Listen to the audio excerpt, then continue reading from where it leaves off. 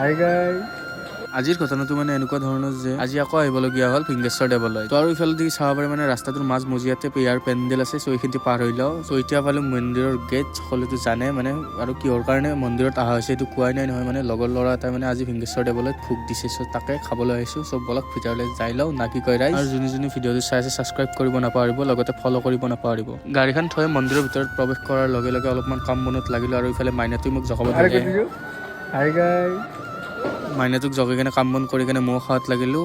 মৌ খাই লওঁ ৰ'ব। তো ভাত চাত খাই লোৱা হৈ গ'ল। চ' ভিডিঅ'টো আগবঢ়া আগত দেখি কি দেখাব পাৰোঁ। ৰাইজ আমাৰ কাষৰে খুৰা তাৰ মানে মোবাইলটো পথাৰত ঘৰে থৈ হৈছে, বিচাৰিব যাব লাগে বোলে। চবলত যাই লওঁ। এইবাৰ মানে ৰাইজ চাব পাৰে গোটেইগিলাখান গোটেই আন্ধাৰ জেগা। মানে আমাৰ এই খুৰাজনৰ মোবাইলটো পানীত পৰি গৈছে, তাকে বিচাৰিব আহিলোঁ। তাৰ পৰা একে গেলি কি যে কম আৰু মানে এনেকৈ ঘূৰা এনেকৈ যাই আছে আজি দিনটো। জল ভালে হ'ব নাই মোবাইলটো একদম না। তোৰ মোবাইলটো সিমান এটা ইম্পৰ্টেণ্ট নহয়, কিন্তু মোবাইলটোৰ ভিতৰত যোনখন চিম সোমাই আছে সেইখনেই ইম্পৰ্টেণ্ট। চ' সেইখনৰ কাৰণে আমি মোবাইলটো এই ৰাতিখন বিচাৰিব আহিলোঁ। মানে সেই কোৱাটো হ'ল এইটো মানে য'ত মোবাইলটো পৰছি চাব পাৰে। আৰু মোৰ হাতত আছে এইটো এনাই নকয় নকিয়া বুলি। মানে চবতছে ভাল আৰু নকিয়া, সেইকাৰণে ল'ব লাগে। এইবাৰ নকিয়াৰ ল'ব লাগিব। নকিয়া